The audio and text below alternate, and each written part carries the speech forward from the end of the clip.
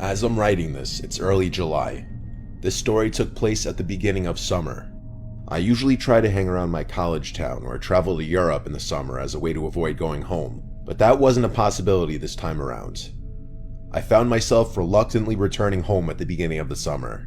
I just had to make it through 1 week and then I'd be on a plane to Germany.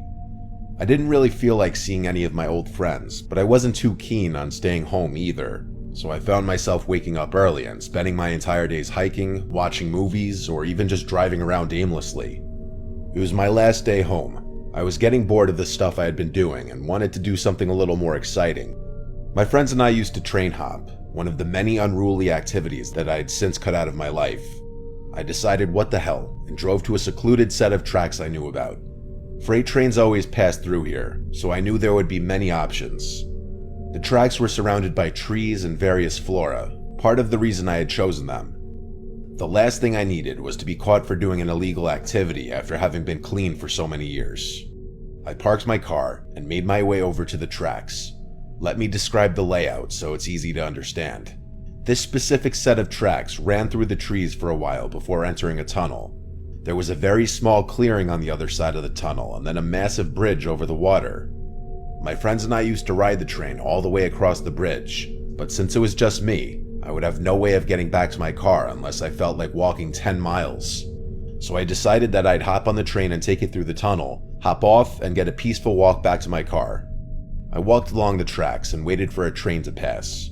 It was probably 2 or 3 in the afternoon. Finally, after about 10 minutes of walking, I started to feel the familiar vibration in the rails. I quickly ran to the side and tried my best to stay out of sight. Usually, as far as I know, freight train conductors didn't care enough to report people walking along the tracks, but I didn't want to take any chances. The train passed and I waited for a good amount of cars to go by before emerging from my hiding spot. I picked a car that looked easily attainable and began jogging alongside the train like I had done 100 times before. Once I was confident enough, I grabbed hold of the ladder and swung myself up. It was pretty easy. The train wasn't traveling very quickly. As my part of the train was about to enter the tunnel, I saw a strange flash of light from up ahead.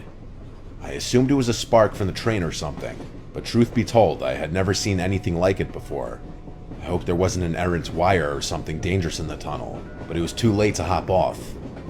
The train started picking up speed since the tunnel was perfectly straight, and I closed my eyes as the adrenaline rush started coming on. Just then, I felt a hand reach out from the darkness and literally grab my leg. I lost my footing and nearly slipped, but my hands were firmly gripping the train. I screamed and kicked, but the train sped by before I could make contact with anything. Before I could even comprehend what just happened, I felt another hand slap against my leg. I screamed again before scrambling up the ladder, hopefully out of reach. My heart was racing. What the hell just happened? The train exited the tunnel and I hopped off without thinking.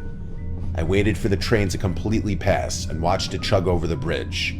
I remember pacing back and forth in the little clearing, thinking about what just happened. Like, were there really people in the tunnel and what could they possibly be doing there? Why the hell would they try to drag me down? All of these thoughts and more were racing through my mind when a stark realization struck me in the face. The only way back to my car was through the tunnel. There was absolutely no chance in hell I was walking back through that tunnel with those people in there, especially since they'd be able to see my silhouette and I'd be walking through darkness.